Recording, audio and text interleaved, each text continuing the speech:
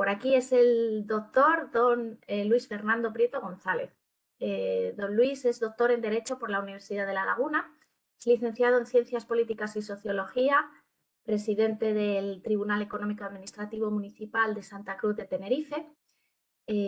También ha sido secretario general del Ayuntamiento de Santa Cruz de Tenerife, actualmente ya jubilado, y profesor en Derecho Administrativo de la Universidad de La Laguna, también actualmente jubilado.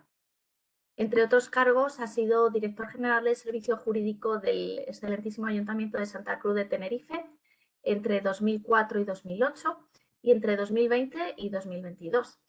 También secretario general del Instituto de Estudios Canarios en 2004 y abogado en ejercicio entre 1983 y 1986.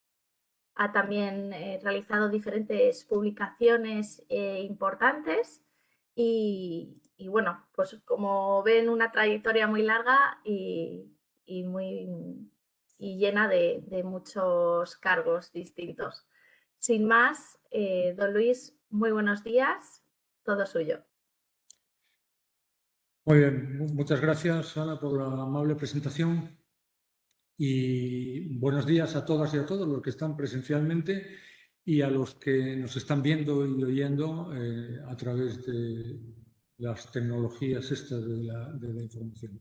Yo siempre he dicho que prefiero la presencia física de los alumnos porque me encuentro mucho mejor interactuando con ellos que hablando a una pantalla con muchas cámaras que tenga. Pero bueno, agradezco sobre todo el esfuerzo que han hecho los que están hoy aquí en esta sala para venir a escuchar esta pequeña historia que les voy a contar.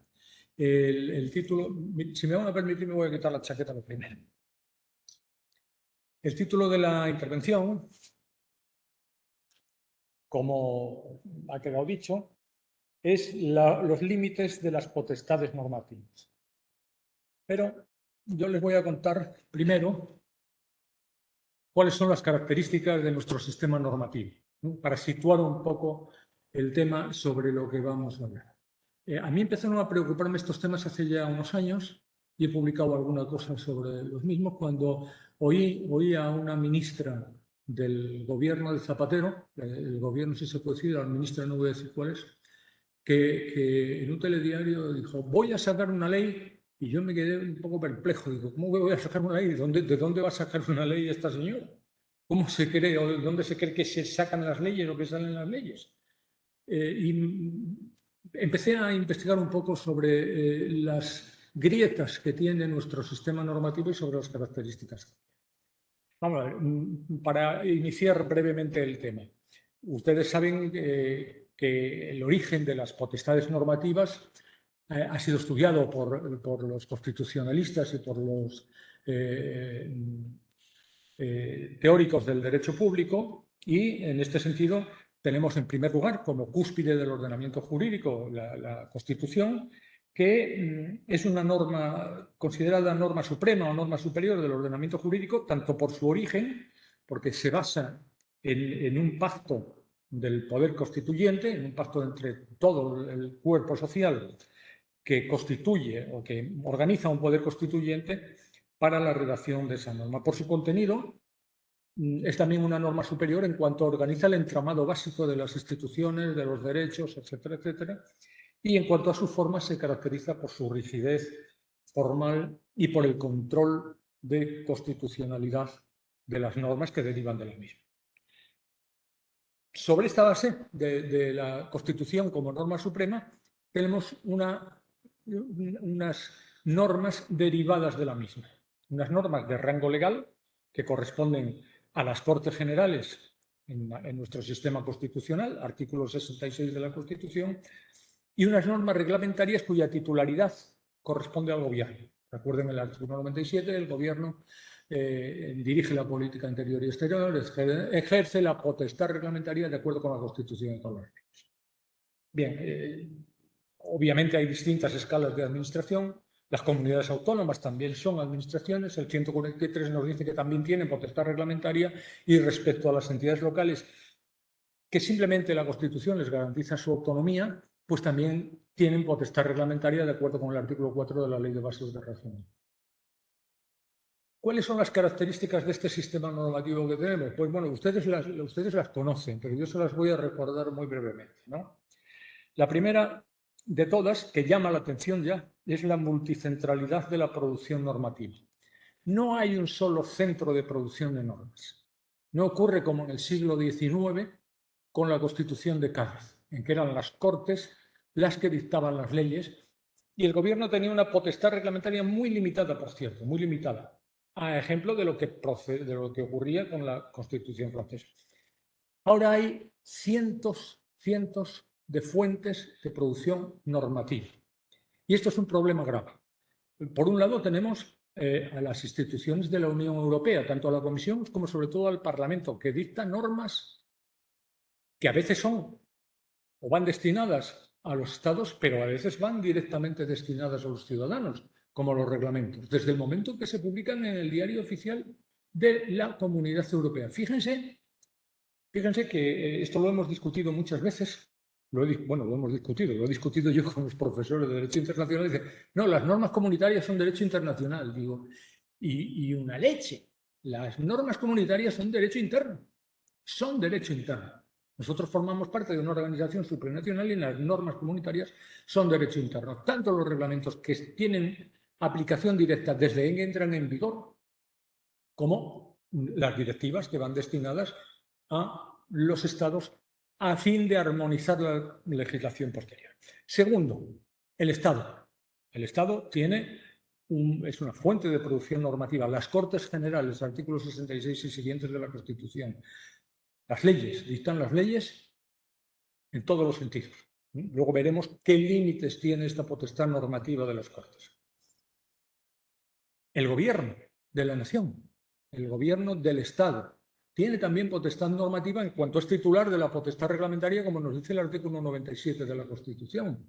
Y no solo eso, sino que puede dictar normas con rango de ley, bien por delegación de las Cortes, artículo 82 y siguientes, decretos legislativos, etcétera, como motu propio, normas en sustitución del poder legislativo, los reales decretos leyes.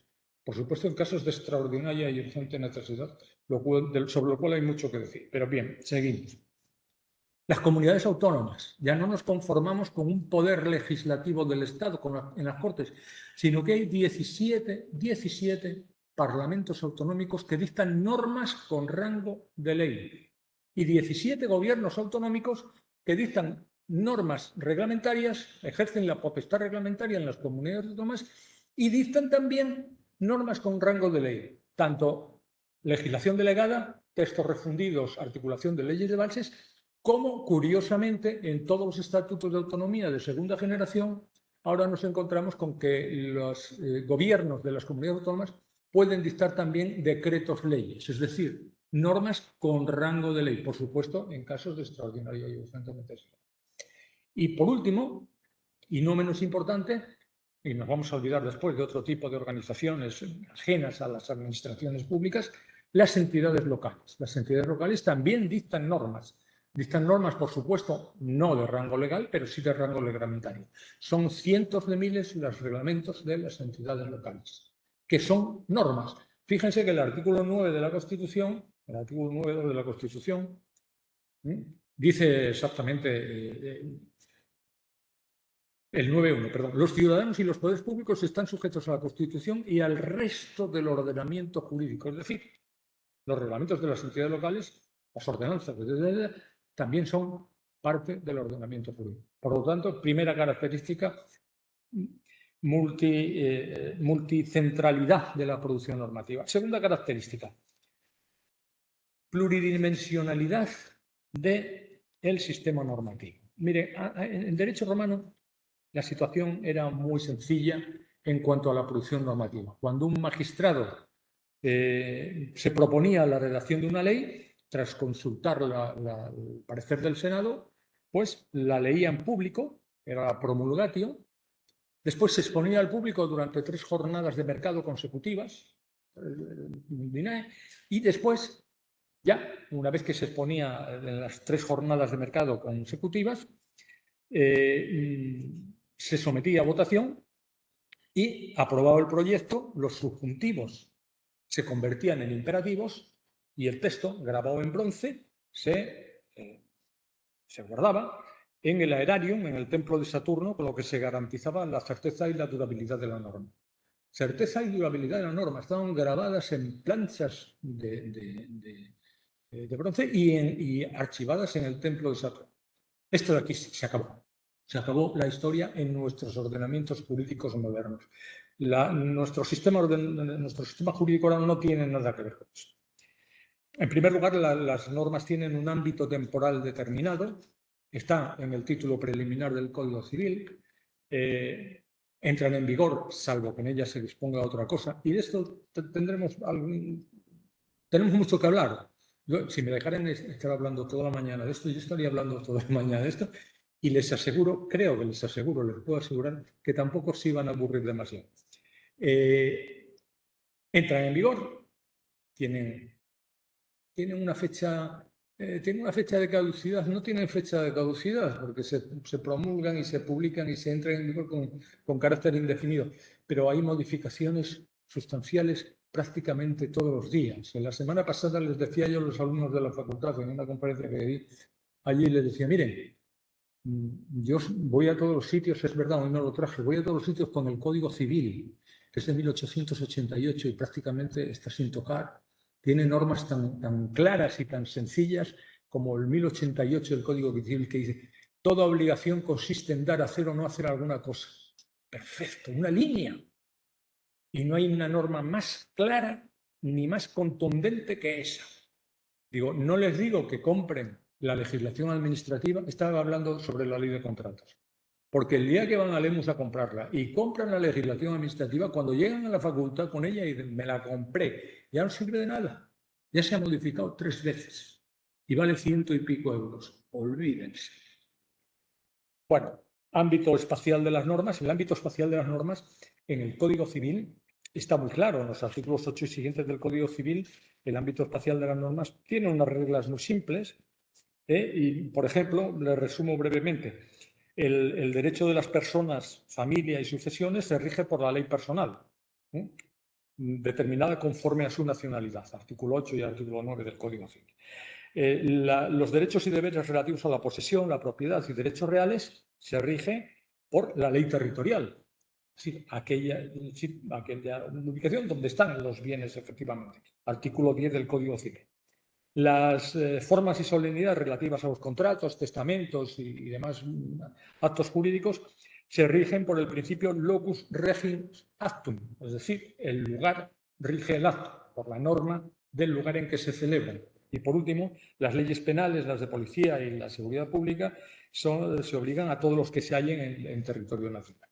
Bueno, pues no les quiero complicar la cosa, pero sí les voy a decir. Si ahora cogen ustedes los artículos 21 y siguientes de la Ley Orgánica del Poder Judicial, se van a encontrar con un galimatías tremendo en cuanto al ámbito espacial de aplicación de las normas. Estoy hablando de los artículos 21, 22, 22 bis, 22 ter, 22 quater, 22 quinquis, 22 sexis, 22 septies, 22 octies, 22 nonis y el 23, que habla de la aplicación de las normas penales, un artículo que tiene 9 páginas del boletín oficial, para que vean cómo se ha complicado el tema, ¿no? Y finalmente, respecto a las relaciones entre las distintas normas, hay mucho confusionismo, pero están básicamente claras. Es decir, no hay una dimensión vertical de las normas en el sentido de que la jerarquía, ¿dónde se aplica el principio de jerarquía? ¿Dónde se aplica el principio? Básicamente a los reglamentos. Obviamente no pueden ir en contra de la ley, lo mismo que las leyes no pueden ir en contra de la Constitución.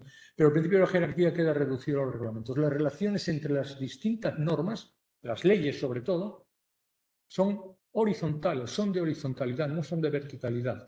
Una ley del Estado no vale más que una ley de la comunidad autónoma y una ley orgánica no vale más que una ley ordinaria o una ley de presupuestos. Todas las leyes tienen el mismo valor normativo y se rigen por un principio de especialidad material y no de especialidad territorial. Tercera característica del sistema normativo. Vamos a ver. La hipertrofia de nuestro sistema normativo. En el siglo VI, de que se fueron, no de que se fueron los romanos, porque en realidad nunca se han ido, ¿no? De que se fueron los romanos de la península ibérica, en el siglo VI estaban los visigodos, pero se seguía aplicando el derecho romano. La Lex Romana Visigotorum, el breviario de Alarico. Breviario de Alarico, como su nombre, su propio nombre indica, un breviario, y tiene el manuscrito original que se conserva más completo, está en la Catedral de León, tiene 106 páginas. Yo lo tengo en mi casa, no tengo una copia en mi casa, no tengo el breviario original, que digo está en la Catedral de León. 106 páginas. En el siglo XIX, principios del siglo XIX, la novísima recopilación mandada a hacer por el señor Carlos IV, a la sazón rey de España, tenía 12.000 páginas. Página arriba, página abajo. Y era toda la legislación que había en España en el siglo XIX. Abarcaba todos los ámbitos y todas las esferas de la legislación. Hoy, y si hacemos caso a Mora Sanguinetti, que es un economista del Banco de España y que ha estudiado, ha estudiado el impacto normativo en la economía, pero en un artículo que ha publicado que tiene mucho significado. El artículo habla de las 411.804 normas. Las ha contado. 411.000 normas vigentes hoy en España, entre 1979 y 2021. 411.000 normas. Esto es absolutamente inasumible en cualquier ordenamiento jurídico. Decía Napoleón, hay tantas leyes que nadie está seguro de no ser colgado. Y es verdad. Da miedo absolutamente el pensar. Pero bueno, luego dice la fórmula de promulgación de las leyes. A todos los que las presentes vieren y entendieren. No nos da tiempo no ya a entenderlas, ni a verlas. 411.000 normas. Fíjense que se publican al año aproximadamente 180.000 páginas de boletín oficial del Estado y unas 65.000 páginas de boletines oficiales de cada una de las 17 comunidades autónomas. Hombre, todo no son normas, pero sí una buena parte de las páginas de ese boletín oficial del Estado, y les hablo de 180.000 páginas anuales y 56.000 cada uno de los 17 boletines autonómicos, son normas jurídicas, normas jurídicas. Hay un exceso de regulación. Bueno, otra característica que he advertido yo de nuestro sistema normativo es la dudosa vigencia del principio de separación de poderes. Y esto es un tema bastante preocupante también. Yo he sacado datos para que vean cómo influye esto. Vamos a ver. De acuerdo con el sistema de separación de poderes del Estado de Derecho que todos conocemos, las leyes son competencia del Estado, perdón, de las Cortes, del Poder Legislativo, los reglamentos del Poder Ejecutivo y básicamente, en cuanto a las normas escritas, ese es el reparto, ¿no? Bueno, pues me ha preocupado dos cosas. En primer lugar, la iniciativa legislativa. Ustedes saben que en las Cortes hay tres tipos de iniciativa para tramitar y aprobar leyes. Los proyectos de ley que proceden del Gobierno, las proposiciones de ley que proceden de los grupos parlamentarios y que son las verdaderas normas que nacen en el Poder Legislativo y surgen en el Poder Legislativo y se tramitan y se aprueban por el Poder Legislativo, y las iniciativas legislativas populares. Así es lo que recoge la Constitución. Bueno, en el año 2022, por poner un ejemplo, se presentaron 54 proyectos de ley y 31 de esos proyectos acabaron en el Boletín Oficial del Estado. Proyectos de ley, iniciativa del Gobierno. Fíjense, se presentaron, sin embargo, 96 proposiciones de ley. No nos está engañando. Sigue siendo la proposición de ley el instrumento de iniciativa legislativa normal. Sí, 96. Muchas más que proyectos de ley. Pero fíjense, de esas 96 fueron rechazadas 20, retiradas 15, caducadas 37, decaídas 13 e inadmitidas 14. ¿Cuántas se aprobaron? 7. 7 proposiciones de ley. Ya no vamos a hablar de otra cuestión. Bueno, les cuento el dato, traslado el dato a Canarias en el mandato 2019-2023 ha habido 26 proyectos de ley y 13 proposiciones de ley, la mitad. Es decir, el doble de iniciativas legislativas han procedido del Gobierno de Canarias y no del propio Parlamento. Entre el año 2023 y 2024, hasta la fecha de hoy, hay 2 proyectos de ley y ninguna proposición de ley, 0 proposiciones de ley. Y vamos a los decretos leyes, si les parece. De 2019-2023, por centrarme en los últimos mandatos legislativos, ha habido un total de 90 leyes, pero un total de 117 reales decretos leyes. Estoy hablando del Estado. 117 reales decretos leyes. Y en el caso de Canarias, 70 decretos leyes entre 2019 y 2023. Es decir, hay una pérdida del protagonismo de los parlamentos en cuanto a la producción de leyes, tanto en cuanto a la iniciativa legislativa como en el abuso manifiesto de los reales decretos leyes por parte del Estado y de los decretos leyes por parte de las comunidades autónomas. Es más fácil aprobar una ley sin necesidad de pasar un trámite parlamentario, más que bueno, luego sí, debatimos la ratificación o no debatimos la ratificación. Y para eso hay muchos trucos desde el punto de vista de la ciencia administrativa y de la ciencia política para conseguir la ratificación de un decreto ley en el que no nos vamos a entretener. Bueno, esta es la situación efectivamente de nuestro sistema normativo. Hay una usurpación del Poder Ejecutivo por el Poder Ejecutivo de las potestades legislativas y sigue habiendo una superproducción de normas reglamentarias. No solo ya ha invadido el ámbito de la potestad o del Poder Legislativo, sino que hay una superproducción de normas reglamentarias. El 90%, y me estoy quedando corto, de las normas que se publican en los boletines oficiales, de las que se aplican, son de rango reglamentario. Son de rango reglamentario.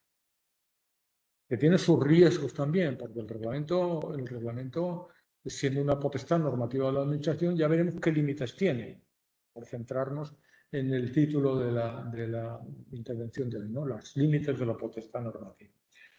Bueno, ¿cuáles son a todo esto los límites derivados, los límites de las potestades normativas? Vamos a empezar. Yo lo he agrupado en 4 tipos de límites. Los límites derivados del marco general del sistema normativo, que les he expuesto brevemente. Los límites derivados de la progresiva reducción de la capacidad del legislador, que también lo hay y también lo verán. Antes el legislador podía hacer todo, decía Jean-Luc Delolme, dice, lo puede hacer todo salvo convertir a un hombre en mujer y a una mujer en hombre. Eso está ya totalmente superado. Incluso, pero con haber ganado en ese terreno, se han perdido en muchos otros y vamos a ver los límites que hoy tiene el Poder Legislativo. He incluido un tercer apartado, los límites formales y de calidad del sistema normativo. Y por último, vamos a hablar de los límites de la potestad reglamentaria. Todo esto veo que deprisa, yo me pongo a hablar y no hay quien me calle, son ya las 10 menos 5. Bueno, vamos a hablar con los límites derivados del marco del sistema normativo. En el ámbito temporal de las normas, tienen unos límites. Tienen unos límites, por ejemplo, los que están en el artículo 2.1 del Código Civil o en el artículo 297.2 del Tratado de Funcionamiento de la Unión Europea. 20 días para entrada en vigor, salvo que en ellos se disponga otra cosa. ¿Se respetan estos límites? Pues relativamente. Yo he visto normas publicadas en el Boletín Oficial del Estado y ustedes las han visto también y se entrará en vigor el mismo día de su publicación en el Boletín Oficial del Estado. Tanta prisa hay. El mismo día de su publicación en el Boletín Oficial del Estado. Piensen que el Boletín Oficial del Estado, yo me he quedado hasta las 12 de la noche, hora insular incluso, para ver si se había publicado el Boletín Oficial del Estado. Porque por lo que yo sé y ustedes también, los días Empiezan a las 0 horas y terminan a las 23:59:59. Bien. No, el boletín oficial tarda en publicarse unas cuantas horas. Claro, hay normas que no tienen importancia que entren en vigor el mismo día de su publicación, pero imagínense normas penales. Normas penales que entren en vigor el mismo día de su publicación en el boletín oficial, y hay un momento determinado, unas horas. Parecerá una tontería, pero no es un tema cuantitativo, es un tema cualitativo, en que está en vigor una norma penal que puede concluir con nuestros huesos en la cárcel, que no la conocemos. Luego, el abuso de los reales decretos leyes ya es increíble en cuanto a la entrada en vigor. Miren, un ejemplo, yo he traído ejemplos y me van a perdonar que se los cuente. Real Decreto Ley 2/2023 de 16 de marzo. Real Decreto Ley 2/2023 de 16 de marzo, estatal. Dice, de medidas urgentes para la ampliación de derechos de los pensionistas, la reducción de la brecha de género y el establecimiento de un nuevo marco de sostenibilidad del sistema público de pensiones. Vale. Hay algunas normas de este Real Decreto Ley que entran en vigor el día primero del mes siguiente al de su publicación en el Boletín Oficial del Estado. Fíjense que los reales decretos leyes se basan en una premisa de hecho, que es la existencia de extraordinaria y urgente necesidad, que no es un tema que decida el gobierno, sino que es un concepto jurídico indeterminado, en el que hay que analizar si se da el supuesto de hecho, extraordinaria y urgente necesidad, o si no se da. Vale. Sigo leyendo la entrada en vigor de este Real Decreto Ley. Dice, los artículos 169, 170, 174, la disposición adicional primera, etcétera, etcétera, etcétera, entrarán en vigor a los 2 meses de su publicación en el Boletín Oficial del Estado. Ya empieza a chirriar la cosa en un Real Decreto Ley de extraordinaria y urgente necesidad, a los 2 meses de su publicación en el Boletín Oficial del Estado. Pero sí, artículo 50 bis del texto refundido de la ley entrará en vigor a los 3 meses de la publicación en el Boletín Oficial del Estado, en un Real Decreto Ley. Sí, entrarán en vigor el 1 de enero de 2024, el Real Decreto Ley era de marzo de 2023, los artículos 19.3, 58 tal, etcétera, etcétera, etcétera. Pero hay más. Entrarán en vigor el 1 de enero de 2025 los artículos 19 bis y 57 del texto refundido de la Ley General de la Seguridad Social, etcétera, etcétera, etcétera, etcétera. Y no se queden con las ganas. Entrarán en vigor el 1 de enero de 2026 los artículos 209.1, 248.2, 222, disposición transitoria 41ª, etcétera, etcétera, etcétera, y los apartados 23, 27, 1 de enero de 2026. Y para eso hay que sustituir, saltarse al Poder Legislativo y aprobar un Real Decreto Ley. Si ustedes lo entienden, luego al salir lo explican.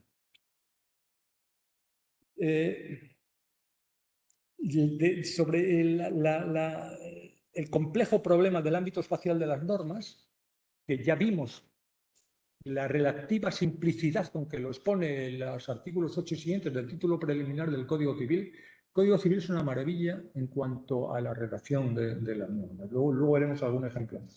Es una maravilla. Absolutamente simplicidad. Ahí sí que vale el lema de a todos los que las presentes vieren y entendieren. Porque se entiende. Uno lo lee y se entiende. La ley o las modificaciones del artículo 23 de la Ley Orgánica del Poder Judicial han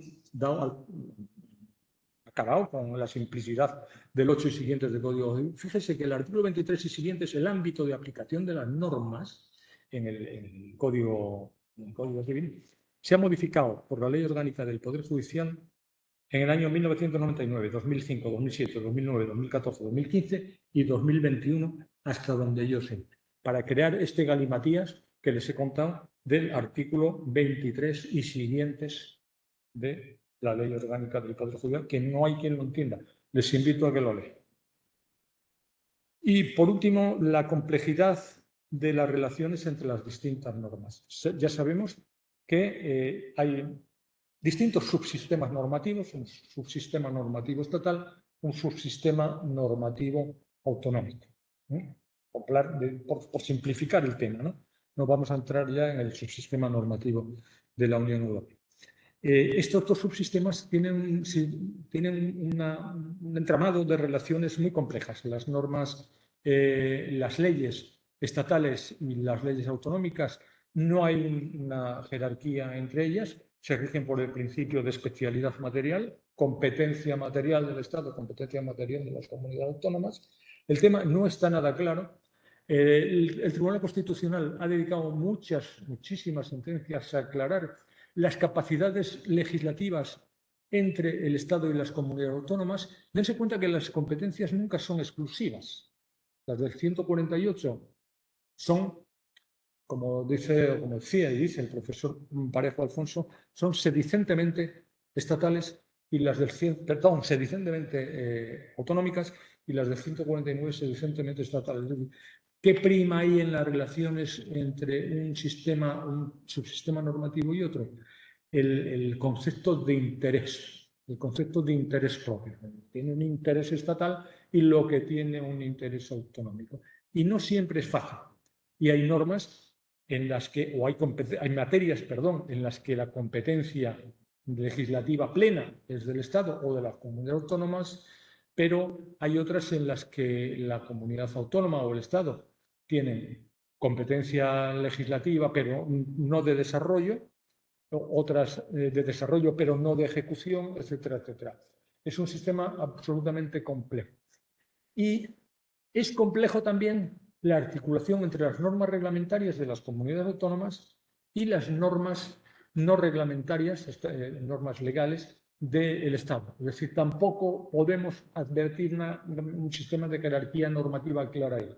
Porque sí es cierto que un reglamento de la comunidad autónoma tiene que deriva de la legislación autonómica normalmente y de las competencias que asume la comunidad autónoma, y debe respetar esa jerarquía con la normativa autonómica. Pero si el Estado no tiene competencias sobre esa materia, nos podemos encontrar con un reglamento autonómico que sea contrario a una norma legal estatal, ¿no? Es decir, son un sistema de relaciones extraordinariamente complejas.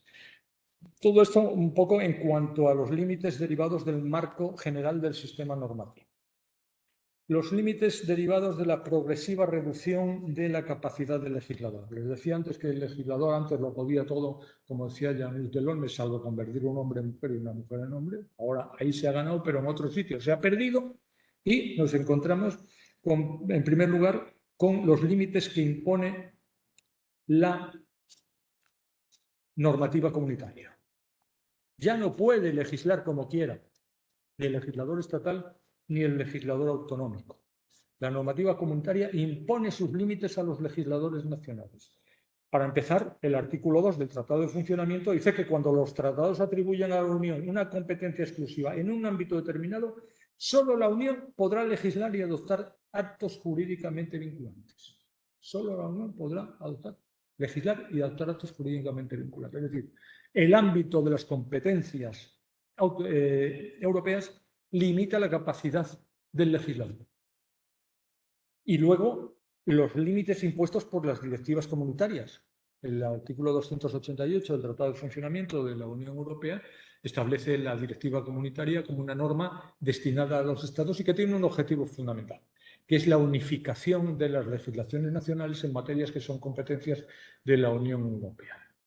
Estos sí que son los auténticos decretos de la nueva planta y no los de Felipe V, que tan denostados por ahí, sobre todo por algunas comunidades autónomas, por algunas calamidades autónomas.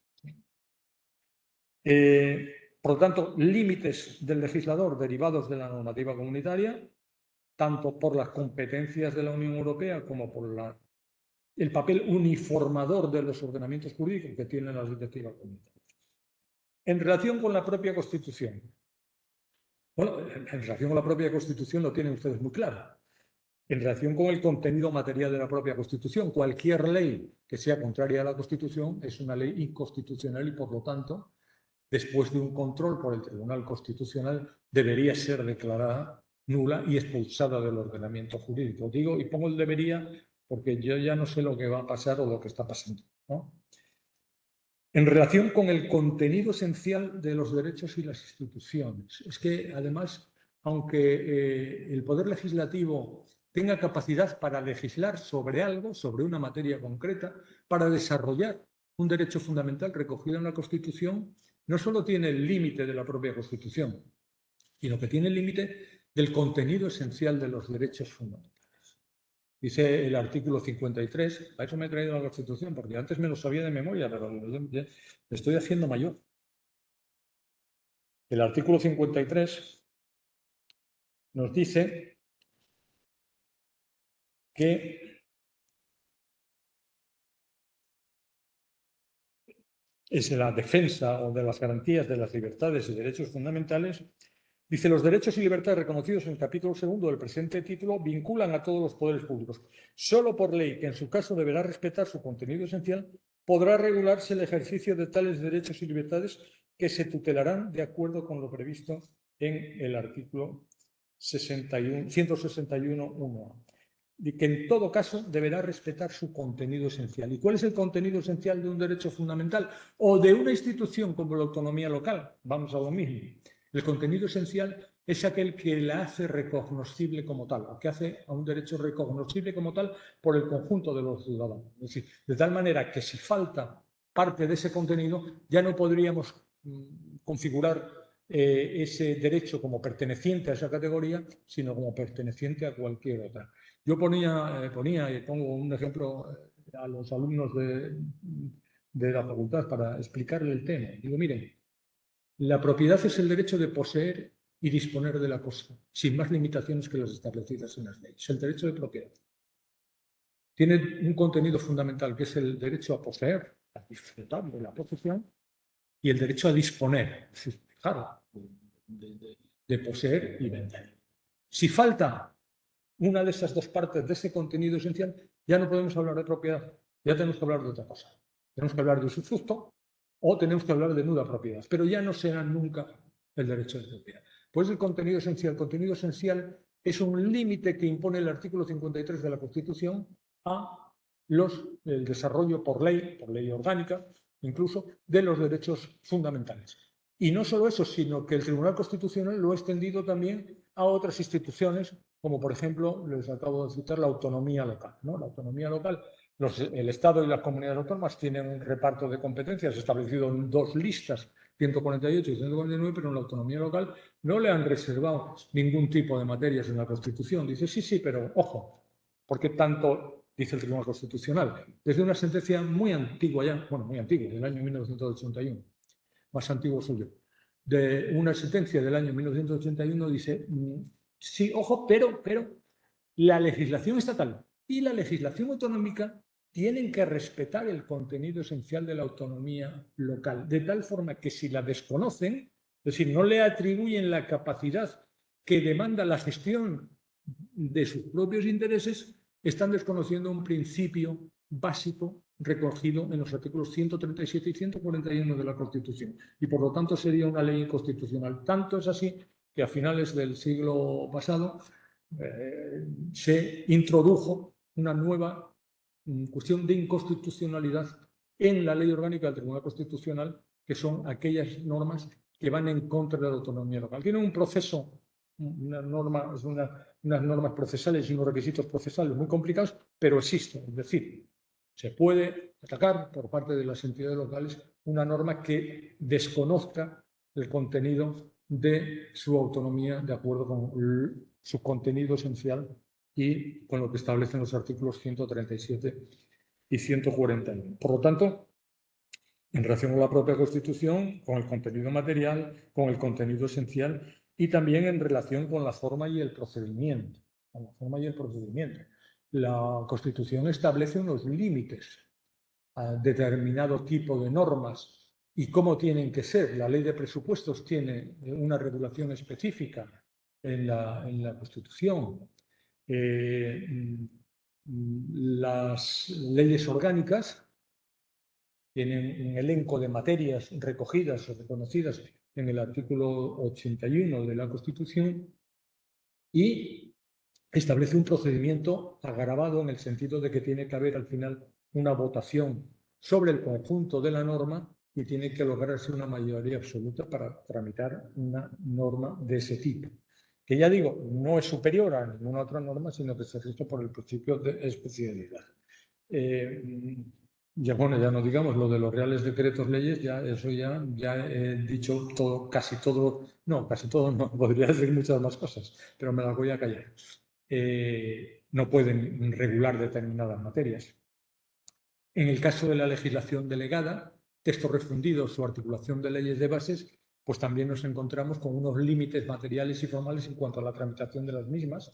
Es decir, nunca puede el legislador delegado, que es el gobierno, exceder los límites de la legislación, porque esas normas que excedan los límites de la legislación perderían su cualidad de normas de rango legal y quedarían con lo que en la doctrina administrativa se llama reglamentos ultravires, que no serían impugnables ante el Tribunal Constitucional, sino ante la jurisdicción contencioso administrativa directamente, etcétera.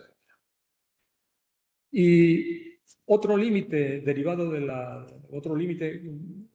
que deriva de la progresiva reducción de la capacidad del legislador es el reparto material de competencias. El reparto material de competencias. Ya hemos visto que la comunidad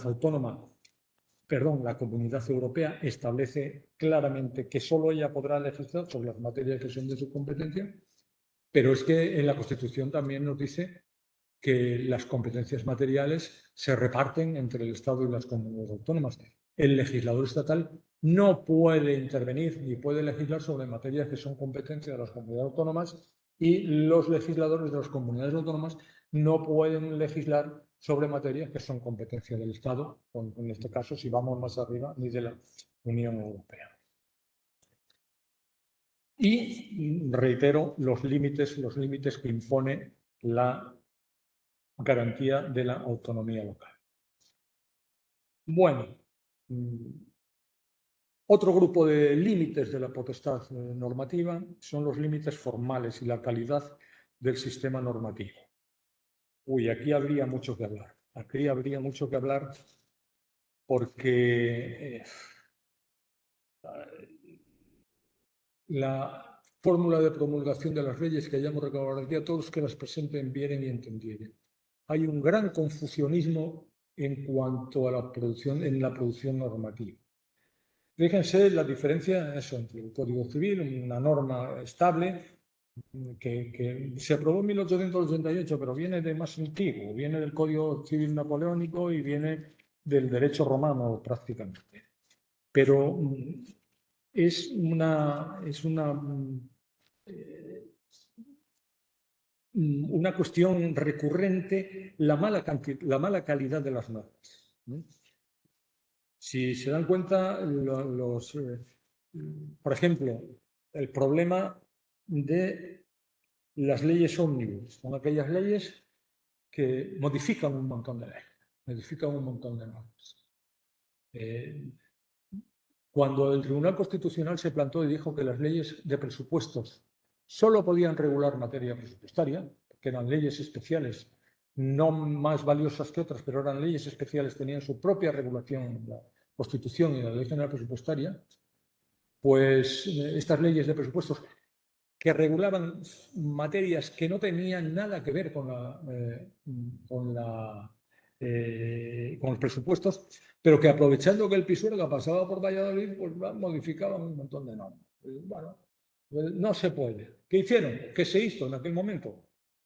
Bueno, no pasa nada. Las famosas leyes de acompañamiento, que ustedes conocen como leyes de acompañamiento y que se suelen disfrazar con otros nombres, como en materia fiscal, personal, laboral y no sé qué, no sé cómo, ¿no? Leyes de medidas urgentes en materia tal. Se aprobaba la ley de presupuestos, se publicaba el 31 de diciembre y inmediatamente en ese mismo boletín se publicaba una ley de acompañamiento.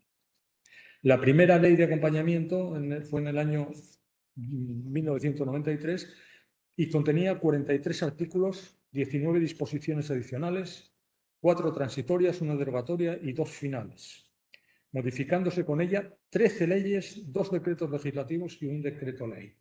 Pero esto no se quedó ahí, esto fue a más. La de 1998, la Ley 50-1998 de 30 de diciembre, tiene solo 11 artículos, 44 disposiciones adicionales, 17 transitorias, 7 derogatorias y 6 disposiciones finales, sistematizadas en 5 títulos. Pero lo más destacable es que modifica 76 leyes, 7 decretos legislativos y 6 decretos leyes en una sola norma. Es decir, una incongruencia total en el contenido de la norma. Eso, ahí no hay quien se aclare. En ese bosque impenetrable no hay quien se aclare. Tanto es así, yo utilizo mucho, y ustedes también, estoy seguro, lo que se llaman textos consolidados del boletín oficial. Pues están al día. Ustedes han llegado hasta la última página y dice, este texto consolidado no tiene valor legal. Digo, manda carajo, no tiene valor legal. Pero ¿a qué nos agarramos? ¿A qué nos podemos agarrar los juristas, los operadores que manejamos y que trabajamos con las leyes? Nos tenemos que buscar la vida. Esto sí, lo digo yo, pero búsquese la vida. Por favor. Es decir, es algo absolutamente increíble. Y la broma viene en la ley de economía sostenible, en aquella ley de Zapatero, la ley 2/2011 de economía sostenible. Les voy a leer el principio del artículo 4 de esa ley de economía sostenible porque a mí me hace mucha gracia. Dice, en todo caso, los poderes públicos procurarán el mantenimiento de un marco normativo estable,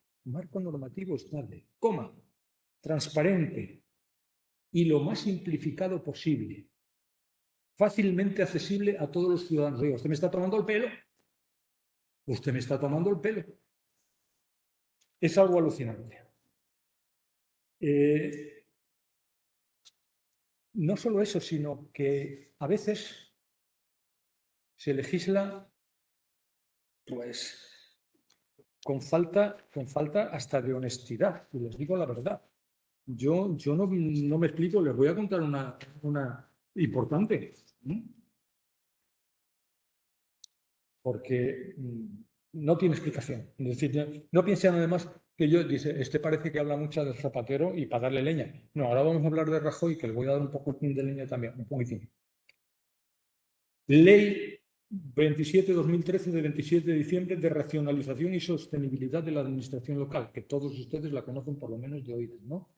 Una ley que falla hasta en el título, porque racionalización y sostenibilidad implica que las entidades locales eran irracionales e insostenibles, y es justamente lo contrario de lo que hay. He estado 42 años en la administración local, sé lo que me diga. Dice, vamos a limitar el sueldo de los alcaldes, se nos lo vendieron como un triunfo. Hombre, menos mal, ya a la hora de que le recortaran el sueldo a los alcaldes. Vale. Dice, alcaldes de ayuntamientos de más de 500.000 habitantes tendrán el sueldo de un secretario de Estado, de 300.000 a 500.000, secretario de Estado menos 10% y tal. Tío, voy a ver qué sueldo tiene un secretario de Estado. Y me voy a la ley de presupuestos de ese mismo año, que se había publicado 4 días antes de la ley de sostenibilidad y de racionalización.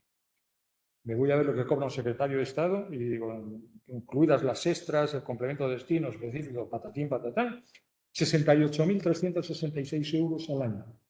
Bueno, ya sabemos lo que tiene que cobrar un alcalde de un ayuntamiento de más de 500.000 habitantes y si tiene menos, pues hay que hacerle los descuentos correspondientes.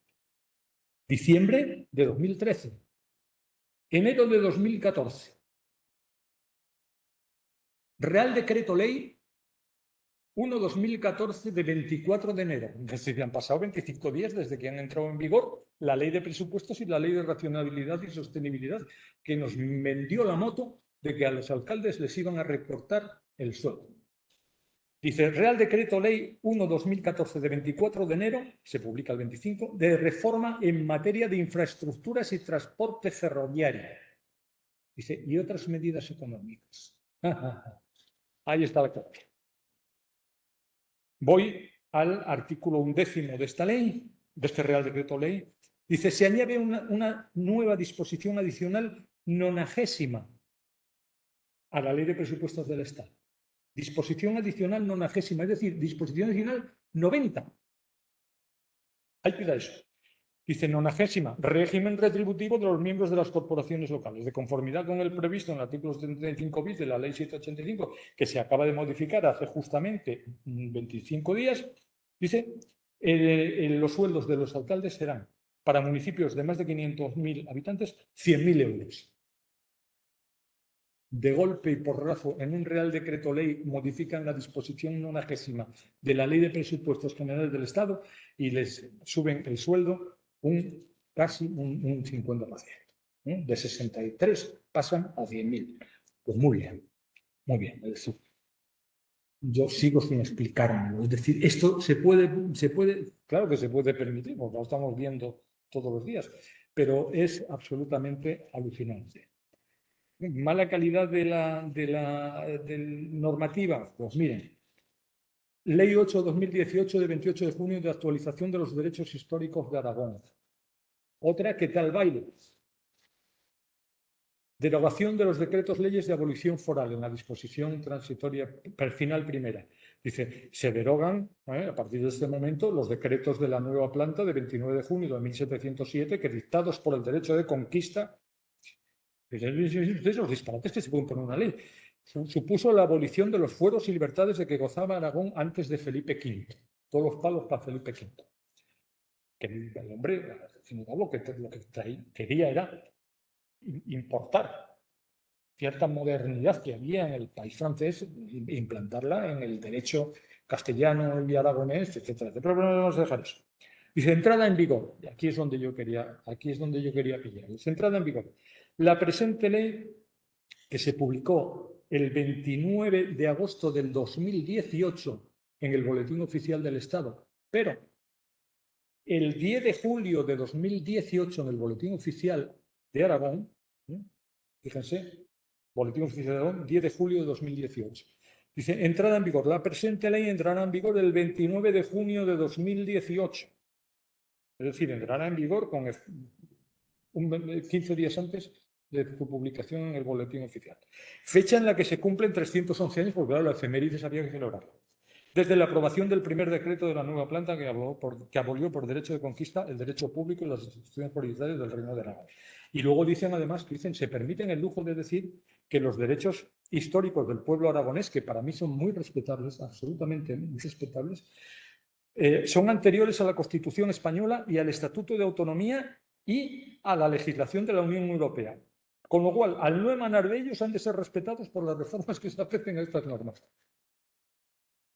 Tócate las narices. Ahí queda. Es que se creen que en el boletín oficial se puede poner de todo y no se puede poner.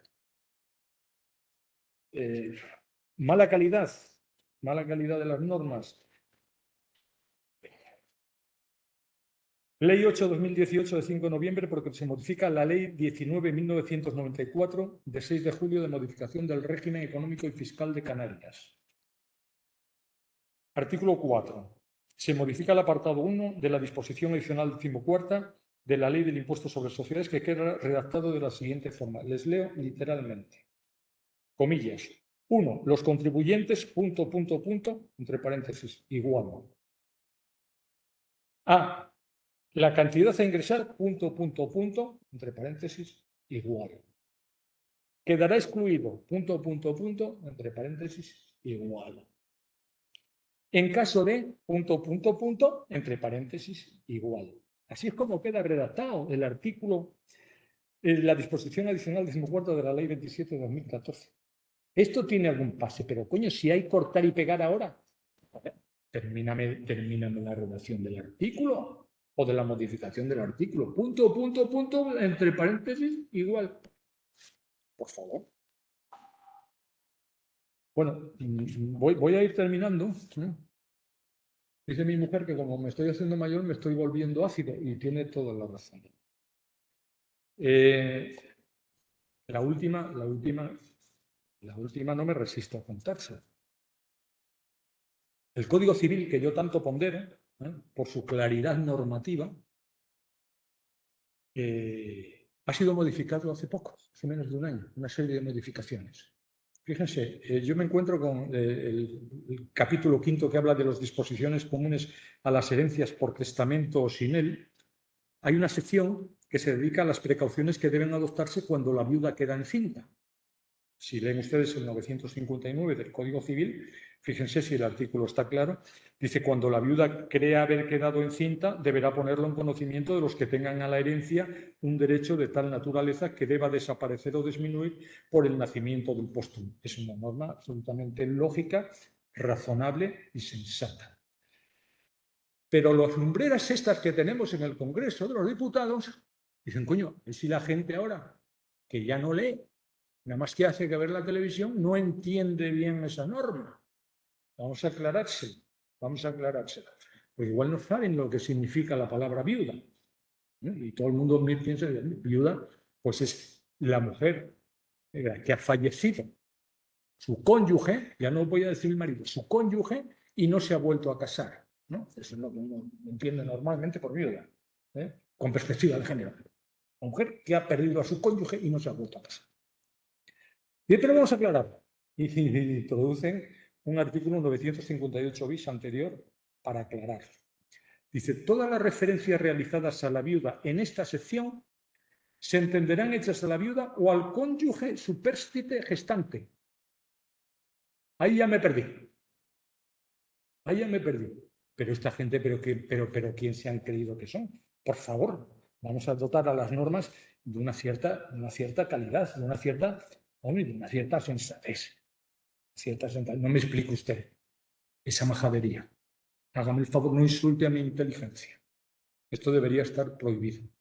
Esto debería ser inconstitucional. Bueno, ya termino muy brevemente, me quedan 2 minutos y 2 que me voy a coger de propina, 4 minutos para contarles brevemente los límites que establece, los límites al ejercicio de la potestad reglamentaria, que es también una potestad normativa, ¿no? En primer lugar, la Constitución señala a los titulares de la potestad reglamentaria, que son el Gobierno, en el artículo 97.1, y además establece el control. Bueno, ¿no? Además, antes del control, establece la participación de los ciudadanos en el ejercicio de esa potestad reglamentaria en el artículo 105.1 de la Constitución. Es decir, es obligado que los ciudadanos participemos cuando se va a publicar una disposición administrativa, ¿no? Y esas disposiciones administrativas, esas disposiciones reglamentarias, son controladas, artículo 106.1, por los tribunales de lo contencioso. Los tribunales de justicia, por el Poder Judicial.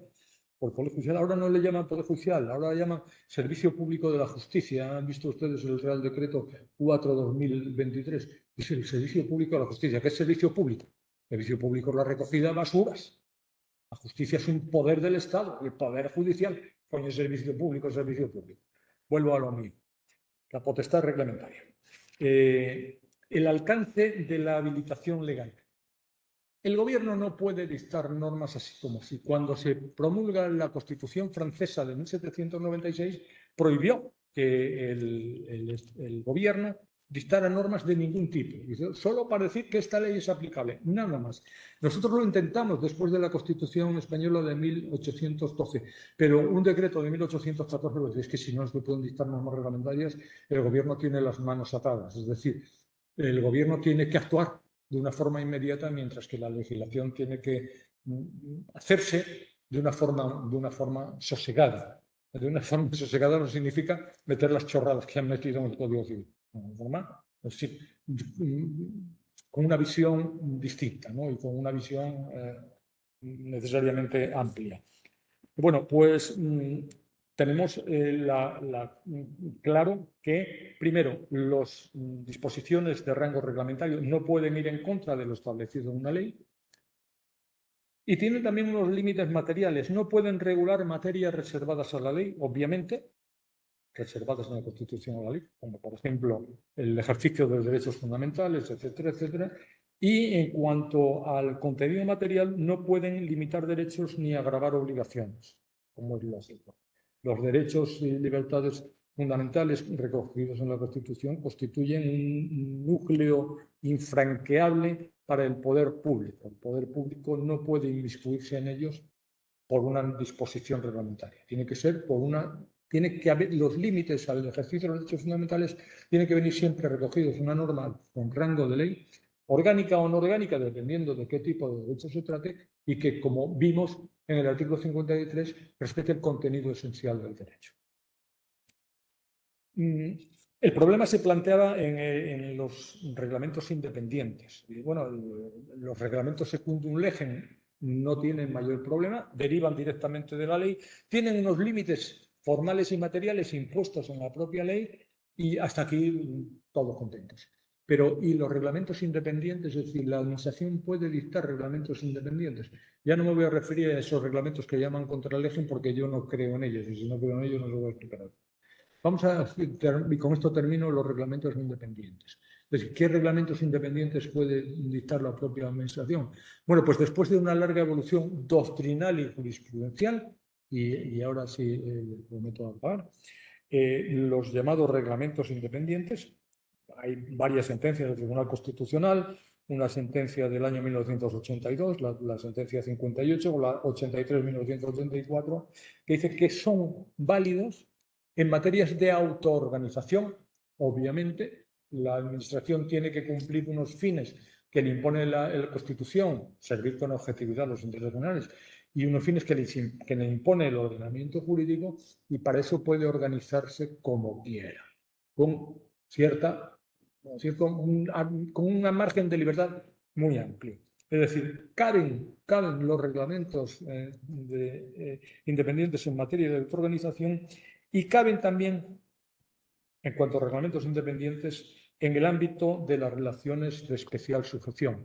Ustedes distinguen perfectamente lo que son relaciones de general sujeción, la de todos los ciudadanos en relación con las administraciones públicas, y de especial sujeción son los de aquellos en que se encuentran en una situación de especial vinculación con una administración determinada. Es decir, los internos en las instituciones penitenciarias, los ingresados en un hospital del sistema de salud, los alumnos de la universidad o los funcionarios de la comunidad autónoma. Tienen todos ellos unas relaciones de especial sujeción en ese momento y coyunturalmente con esa administración, y en el ámbito de esas relaciones de especial sujeción también pueden actuar los reglamentos independientes. Pero los reglamentos, desde luego, lo mismo que hemos visto que las leyes tienen muchas limitaciones, no es como antes, las leyes tienen sus límites, la potestad normativa del Poder Legislativo tiene sus límites, la potestad normativa del Poder Ejecutivo, gobiernos del Estado, de las comunidades autónomas, entidades locales, tienen también sus límites en cuanto a la producción reglamentaria. A mí me gustaría seguir hablando toda la mañana, pero ya este es el tiempo que me han dado y me temo que si no me iban a sacar a gorrazos de aquí. Muchísimas gracias por su atención y espero que nos encontremos en alguna otra charla de este tipo, en algún otro curso de este tipo.